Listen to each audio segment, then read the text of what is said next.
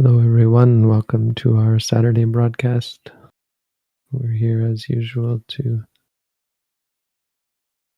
answer questions you might have about your meditation practice, your practice of the Buddhist teaching, and your application of the Buddhist teaching in your daily life.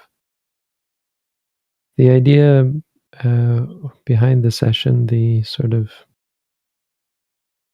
general understanding we have for asking questions, what sort of questions are appropriate, is that this is a good happy medium between the study of the Buddhist teaching and the practice of the Buddhist teaching. So this morning we had our study group where we talk about the actual theory and actual teachings of the Buddha.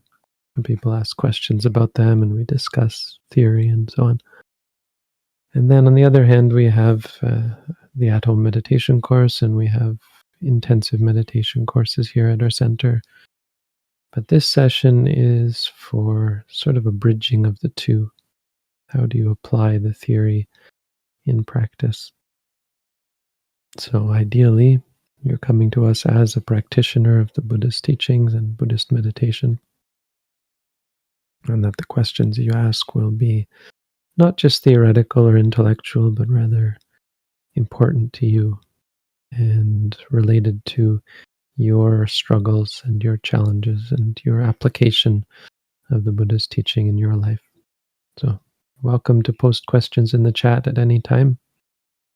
First 15 minutes will be a sort of buffer period, an opportunity for our volunteers to collect the questions and prepare them to be asked and answered. And it's also an opportunity for everyone to do a little bit of community meditation to clear the mind and prepare the mind, settle the mind, and ready yourself to appreciate the discussion on the Buddhist teaching. So I will be back at 15 minutes after the hour to begin answering questions.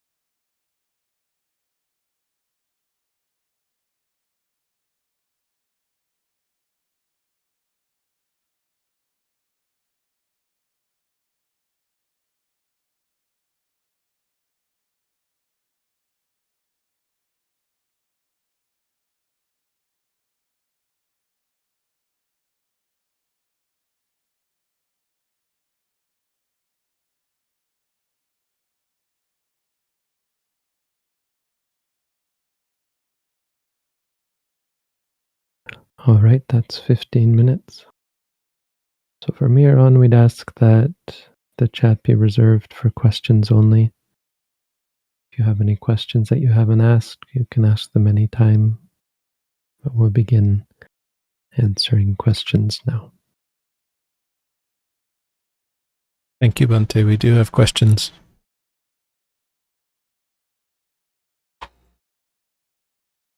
In my practice, I am catching the moment and being aware of the state of my mind, which allows my mind to recall past events or what might happen in the future, a concept of things that haven't happened yet. It seems to me that I am trying to capture the raw moments of the mind that are rooted in the past, future, or even the present. If acknowledging our raw experience through memory is a part of our practice, then why grasping of a concept is not accepted in the same way?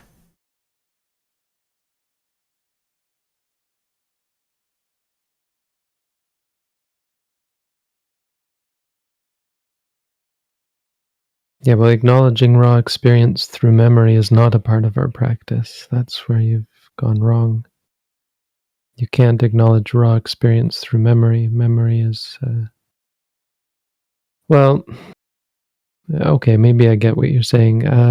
So suppose a memory arises and it's a memory, right? It's a memory where you see something, and then there you can say to yourself, seeing.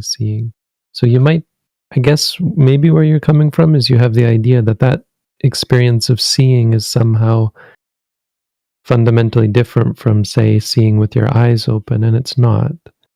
So the reality there is that the memory, which is a thought happening in the present moment, triggers another experience which also occurs in the present moment, which is a vision experience, which we would identify normally as being a past experience, but it's not a past experience, it's a present experience.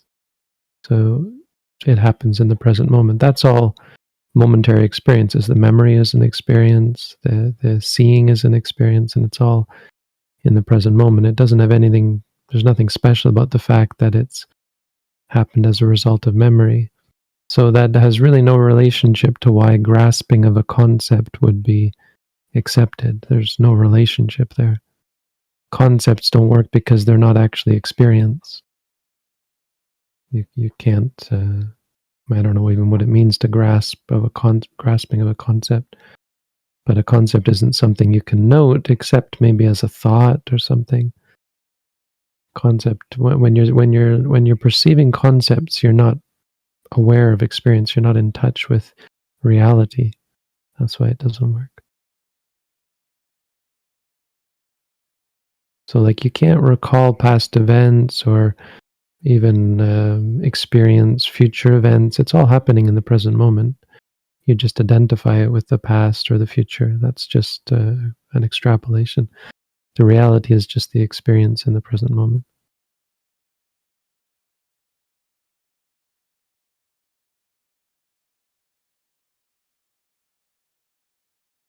I have been advised by my psychiatrist and an energy healer to stop meditating as I have been going through a psychotic episode. Would you also recommend that I stop until I am better? Well, mindfulness isn't really something you could do during a psychotic episode. So just be clear what you mean about meditation. If you mean sitting and closing your eyes or walking back and forth, that's not exactly meditation. So when I talk about meditation, it's only one specific, very specific type of meditation, and that's mindfulness practice in this tradition. So during times of mental, let's say mental upset or mental illness, um, the danger is that you might uh, distort the instructions, and so that's what you have to judge, whether you're able to understand and implement the instructions as given, because they're not hard to understand and they're not hard to implement. But it's also not hard for someone who has a distorted outlook to distort the practice, to um, make things more complicated. For example, noting things you want to happen, like if you want to be happy, saying to yourself, happy, happy, that would be very wrong. Noting concepts like names of people or God or something, that's not precisely wrong as a meditation. It's just not mindfulness, and it's potentially dangerous, especially for people with mental illness, because concepts are infinitely malleable. They can change, and they can morph and mutate, but reality can't. You can't be mutated by the observer. Reality is what it is. So seeing is seeing, hearing is hearing, and if you note seeing, seeing, or hearing here, pain, pain, thinking, thinking, liking, disliking, according to the teachings, if you stick to those real things, you can't really go wrong, and there's really no time where that would be unadvisable. The only time it shouldn't be practiced, or the only time you wouldn't practice it is when you couldn't, when you're in such a psychotic state that you're not able to. It's not likely that if you're in a true psychotic state that you'd have any capacity to be mindful during it. That's kind of what it's in the definition of what I understand those states to be. So I mean, I guess you might label different things psychotic episodes, but if it's just paranoia or something like schizophrenic paranoia or something, then I think you really, if you understood the practice, you could really use it to remind yourself that those are just hallucinations. You could note the paranoia, fear, and that sort of thing if you're able to do it. So it's just a question of that. What state are you in? Are you able to apply the practice? There's no way that it could be dangerous if you're doing it correctly. You just have to make sure you're doing it correctly. And it's not complicated or mysterious. It's just to make sure you're not distorting it or modifying it or changing it in any way.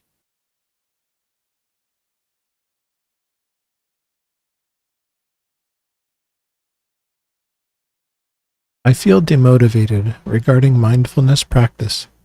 If we have been wandering samsara infinitely in the past, then if Nibbana is possible, logically, we would have already reached it. Can you clarify?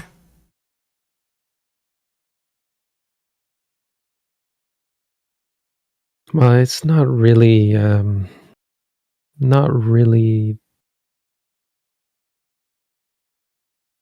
of much concern whether Nibbana exists or not.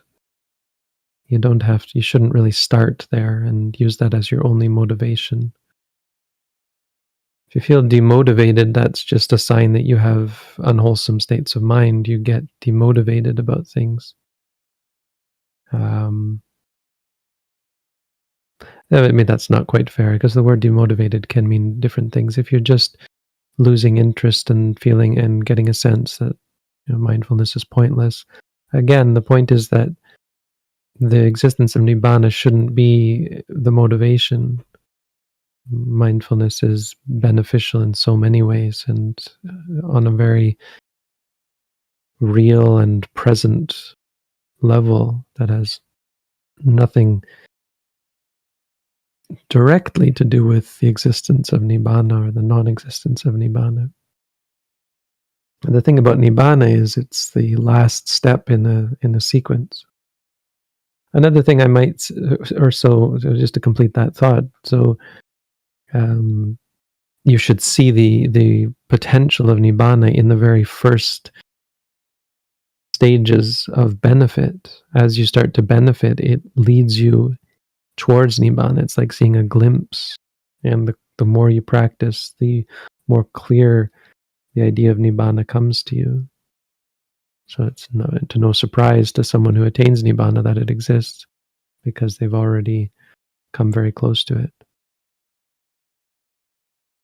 But the other thing is that logic is a pretty poor way to investigate reality. Scientists don't use logic to investigate reality. Material scientists, and we shouldn't either. Logic only works in mathematics, where you're using very specific sets of experience, sets of ideas, concepts that have very rigid and easily defined natures. It's the only time where logic really works. The scientists don't say logically, therefore it is true. They go by observation, and so should you. If you observe that the practice is useless and not helping you, well, that would be surprising, or that it would be a source of great skepticism for anyone who's actually put it into practice. But as I said in the beginning, it's possible that your demotivation is the problem and should be taken as an object of mindfulness. There can be skepticism and doubt as well, but those can be just habits, and those can be the kind of things you take as an object as well. And you'll find if you do take those things as objects, probably or quite likely that you benefit, and your doubt is assuaged. You become more motivated, because they bring that act of taking them as an object should bring peace and clarity and happiness.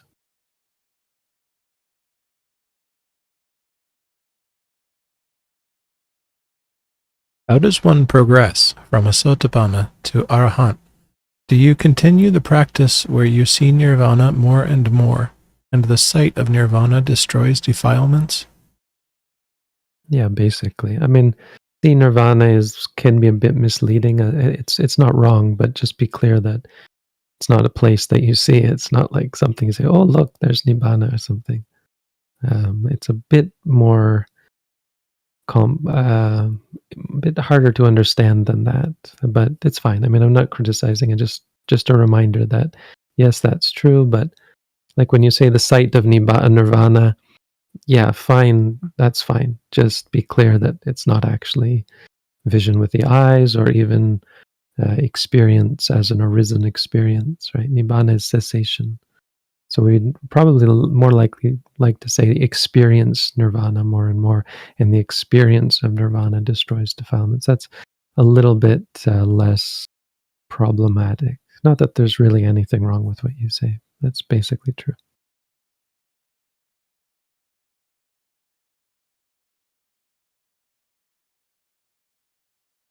What is the best way to weed the subtlest distraction?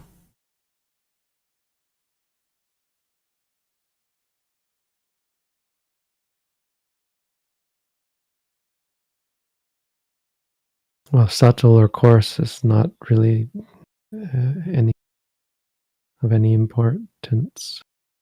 Whether it's subtle or coarse, the best way is with mindfulness. But another thing to note is you're not really trying to weed the distractions. You're trying to see the distractions clearly. When you see them clearly, they're no longer distractions, they're just experiences.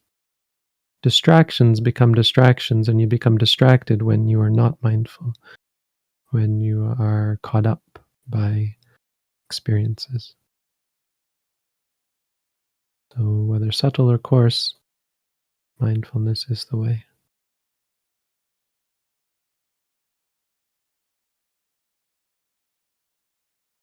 After meditation, I feel detached from people, as if they should figure it out, and it's not up to me. I used to tell them, I do see their pain. So why do I not feel guilty about it anymore? Is it normal? We're not concerned with normal, so we're concerned with being mindful of your state. If it feels strange and unexpected, or even if you're concerned about it, all those things you should note. But things being strange or new are a sign of impermanence. And when it's very valuable to see how the mind can change, shift from one state to another. So it's not something to be attached to or afraid of or concerned by. The sort of thing you describe is uh, generally, in a basic way, related to wisdom. Be not clinging, not worrying, not being attached to outcomes. Though I would say that it is possible for people to become uh, uncaring. I don't know what the right word is, but where you become lazy and rejecting of others. And it can be based on a subtle aversion that you, or it can be based on a subtle pride that you develop, or arrogance, arrogance, aversion, because you're averse to being put out by having to help people. So on the one hand, it's wisdom to understand that you can't change other people's lives for them, but it can be cruelty, laziness, and delusion, or arrogance, or conceit, or all these things, to deny them help when they ask for it. So yeah, it's not up to you, but if they come to you, then it's up to you to respond appropriately with kindness, with thoughtfulness, with clarity of mind. And clarity is not the same as just ignoring your experiences. Clarity is engaged and is facing the experience and acting and reacting appropriately. Mindfulness should teach you how to act and react appropriately, and it should be quite simple what you should do. And it's not always that you do nothing or that you ignore people's requests or that sort of thing. That's all. The only caution I would advise. But again, we're not concerned with whether states are normal or abnormal. Reality is full of abnormalities and changes and unpredictability. So just try and roll with the punches and be mindful of the way it is.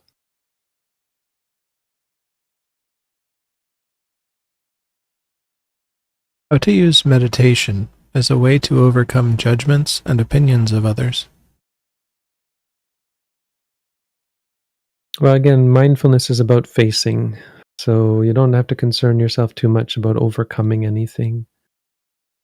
The overcoming happens by itself. The more mindful you are, the less judgmental and judgments of others. So the less reactionary you are about their judgments. So when you say overcome in this sense of overcome other people's judgments, other people's opinions, you're actually not talking about those judgments or opinions at all. You're talking about your reaction to them, your dislike of them. Right? Because there's two ways to interpret what you're saying, now that I understand it correctly. The first is that prevent those judgments and opinions from being experienced by you, right? How do I prevent people from being judgment? But I don't think that's what you're saying, obviously. The other way to interpret it is, how do I overcome how do I not be upset and disturbed by people's judgments and opinions? And so it's those judgments and disturbances that you should really be talking about and focusing on. It's not a matter of judgments and opinions. And this is how you do it, is you focus on the actual experiences and your reactions, more importantly, your reactions to the experiences. So the experience of someone's judgment and opinion is just sound. It's just words, and it's just processing going on in the brain. The reactions are where the real problem is, when you dislike or you're upset or you're arrogant or conceited or so on, or afraid or worried or feeling guilty or so on. Angry, you can be very angry when people judge you and express their opinions that you disagree with and so on. So that's what you should be trying to overcome. But even overcoming those is about facing them. You face your reactions, you face your anger, you face your conceit and your fear and your worry and all those things. And so how do you do that? Well, we have a booklet on how to meditate. Maybe you've already read it. We have an at-home meditation course if you're interested in getting a basic foundation in this practice. And then we have intensive courses at our center. That's the bridge that we're offering. So if you're interested in answers to these questions, then the real answers come from your own practice.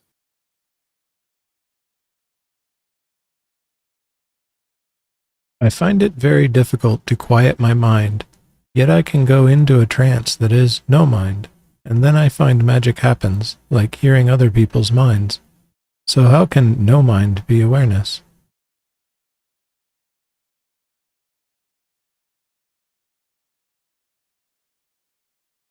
Yeah, it doesn't sound like you're practicing according to our tradition, so I don't have much to say.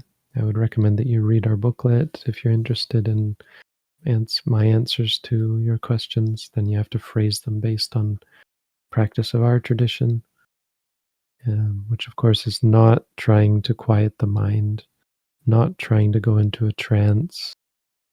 Um, but I will point out to you some things that come from our tradition, some ideas. One is that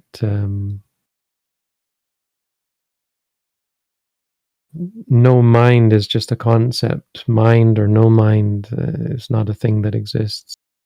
This is just your perception of it. You perceive it as no mind. Um, and the reality is there is experience.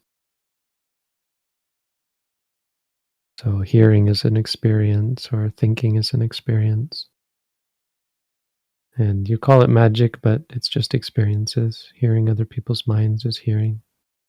So, I mean, honestly, it sounds like you're having quite a valid samatha meditation practice. It's just we don't practice samatha. That's not what we're into here. And quieting the mind isn't the practice either. Trying to face experience, that's the practice of mindfulness. But to your actual question, again, no mind is just a concept. It's not real. Awareness is awareness. It's a part of experience. Experience occurs because there's awareness of an object. That's all there is. So, I mean, it's nothing to do with this idea of no mind. That's just your perception or your label of it. Your perspective on it is, oh, this is no mind. It's just an idea. Reality is what it is, and it's awareness.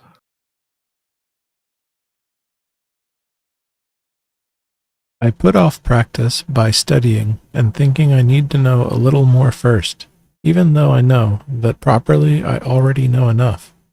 Any advice?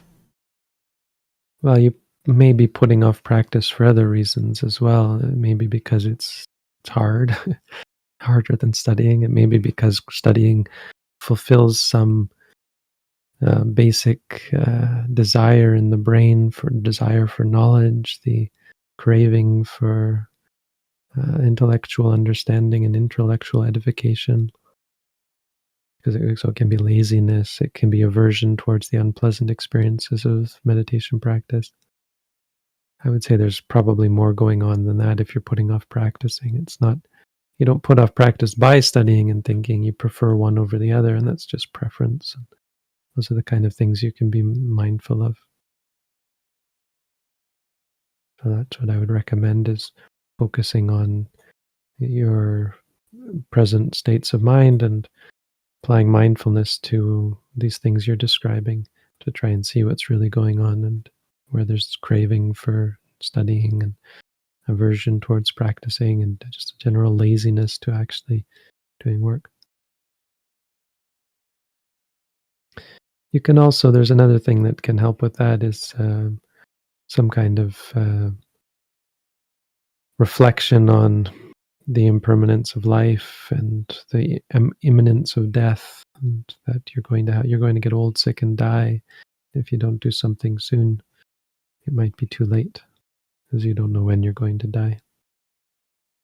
Those kind of things, you can reflect on the Buddha and how great he was and what he did to become so great. That sort of thing. How great the Dhamma is. Recollection of the Buddha, the Dhamma, the Sangha, these can help.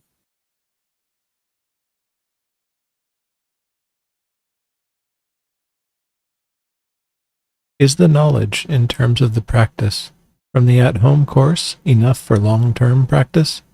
Do you add more changes to the technique as you progress through an intensive course? Yes, the intensive course adds something that we don't get into in the at-home course. So the at-home course is to some extent more about the theory and the technique, and the in-depth experiences and realizations are more likely to be gotten from the intensive course.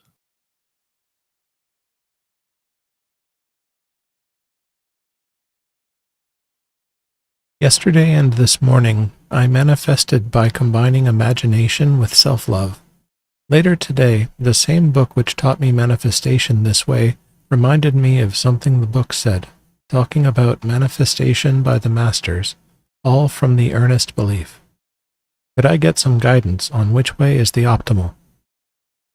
Again, this has nothing to do with what we practice or teach. So the link to our booklet is at the bottom of the screen, and it's very different from what it sounds like you're practicing. So either you're in the wrong place or you're reading the wrong book.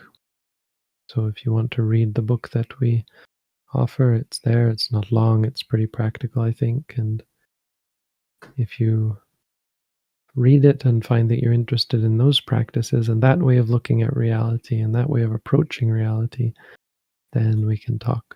We also have an at-home meditation course you could take and a intensive course as well, which you'd best do after the at-home course. And that would give you quite a different perspective on reality than the way you are approaching it through these other books. So you're going to have to probably decide which way to go.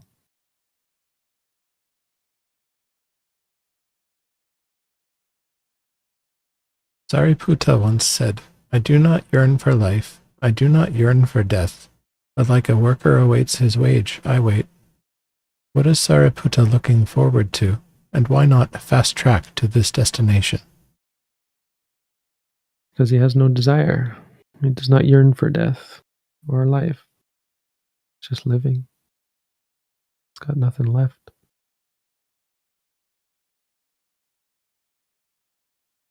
It's not looking forward to anything.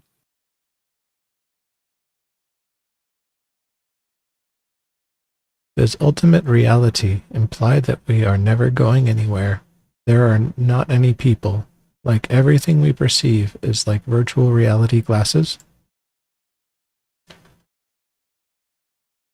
No, it's not virtual reality glasses. It's just our interpretations of them are wrong. So, like Hinduism has this idea that this reality is all just illusion. It doesn't actually exist. But Buddhism doesn't quite say it like that. All of this exists, but its existence is a bit different than what we think. It exists as experiences. So it doesn't have the um, doesn't have the what's the word, solidity, or the doesn't have the concreteness that we think it does. Like there's not people and places and things, and there's not really a three-dimensional reality. Experience is the building blocks of reality. That's ultimate reality. But it's experiences of all these things. It doesn't change. It just changes the way we look at things. Like seeing is just seeing, hearing is just hearing.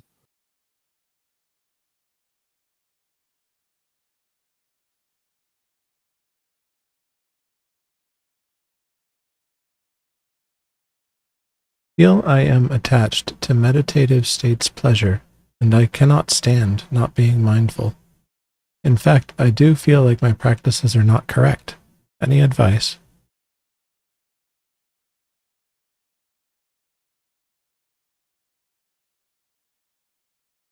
Well, you should note those things.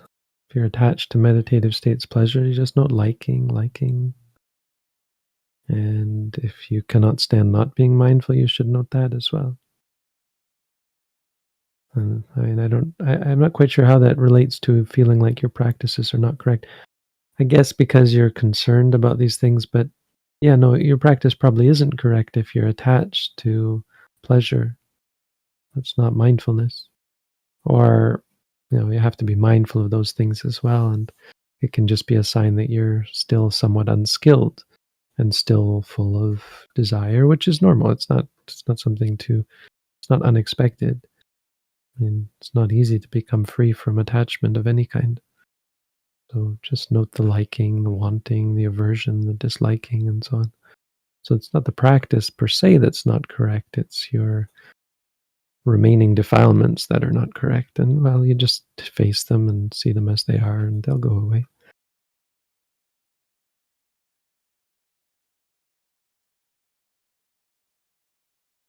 We've asked every question put before us today.